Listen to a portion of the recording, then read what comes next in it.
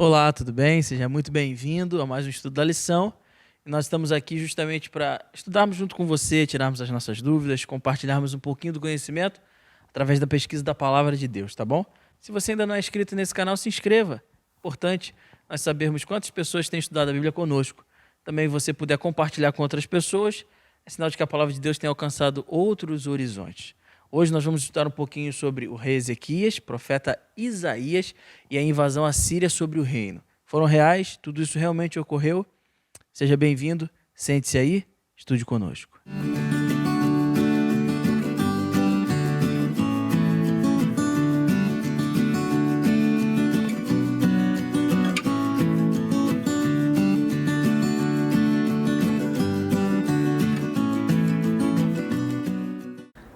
Como é uma prática nossa, também ensinada pela Palavra de Deus, nós sempre iniciaremos o estudo da Bíblia com uma oração. Você poderia fechar os olhos? Vamos orar. Querido Deus, o Senhor nos abençoe com o Teu Espírito Santo e que a Tua Palavra possa ser viva e eficaz em nossa vida, para que tenhamos fé no Teu Filho amado Jesus. Nos abençoe nesse estudo, é o que te imploramos em nome dEle. Amém. Queridos, lição muito interessante, falando sobre o profeta Isaías, sobre o rei Ezequias, sobre Senaqueribe, que é o imperador assírio daquela época que ousou e tentou invadir o reino de Deus. Pastor Ricardo, meu grande amigo, conta um pouquinho para nós da história, quais lições podemos tirar. Fala um pouquinho para a gente. Ok.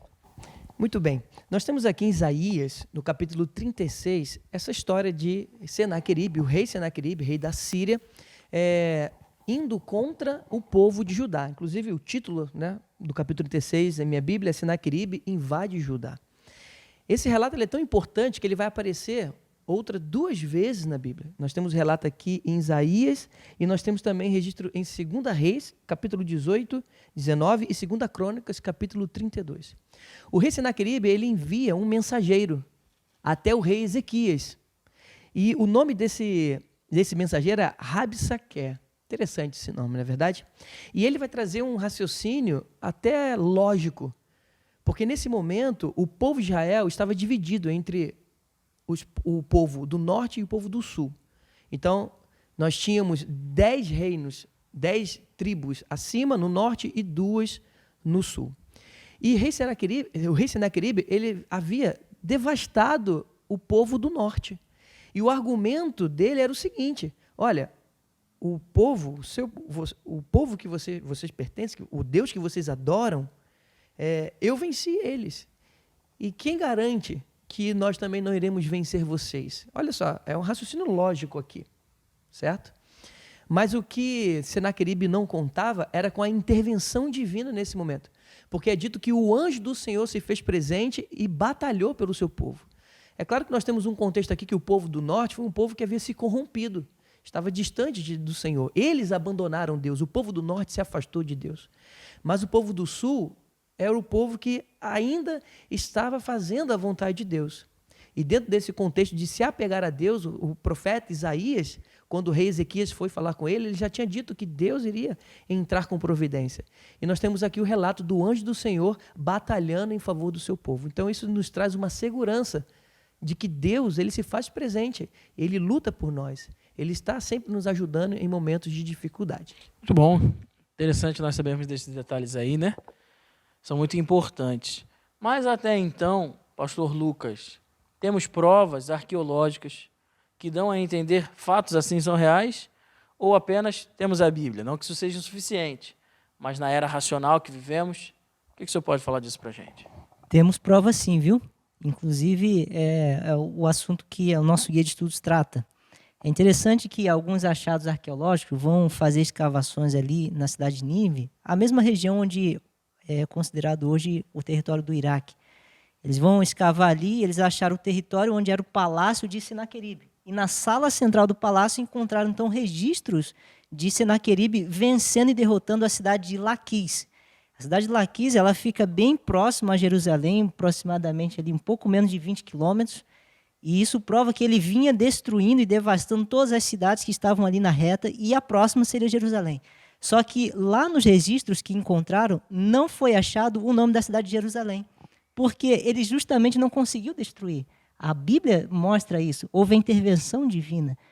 E depois, futuramente ali, mais especificamente, aqui, até o nosso guia de estudos aqui no comentário adicional, vai dizer que no ano de 2013 a 2017, algumas universidades, inclusive a Universidade Hebraica de Jerusalém, ajuda a fazer algumas escavações e descobrem, bem próximo ali do território de Jerusalém, algumas flechas, alguns pedaços de metais, capacete e tal, que eles vão identificar como sendo partes de armaduras de exércitos de Senaqueribe. Então, isso meio que vai provar o relato bíblico, provando que Senaqueribe, de fato, ele chegou a sitiar a cidade, ele chegou a rodear, mas ele não conseguiu invadir e entrar na cidade. E a Bíblia vai dar detalhes de como isso ocorreu, né? Um anjo do Senhor desceu e trouxe a intervenção ali. Então, isso nos traz uma confirmação de que essa história não é só verdadeira, mas o nosso Deus também é verdadeiro. Nós podemos ainda assim hoje confiar nesse Deus poderoso. Isso é maravilhoso. E é interessante podermos pensar assim, porque justamente esse é o propósito da palavra de Deus. A lição também trouxe uma consideração lá no rodapé muito importante. Porque é urgente para nós, é uma necessidade entendermos essa realidade. E a resposta é muito simples.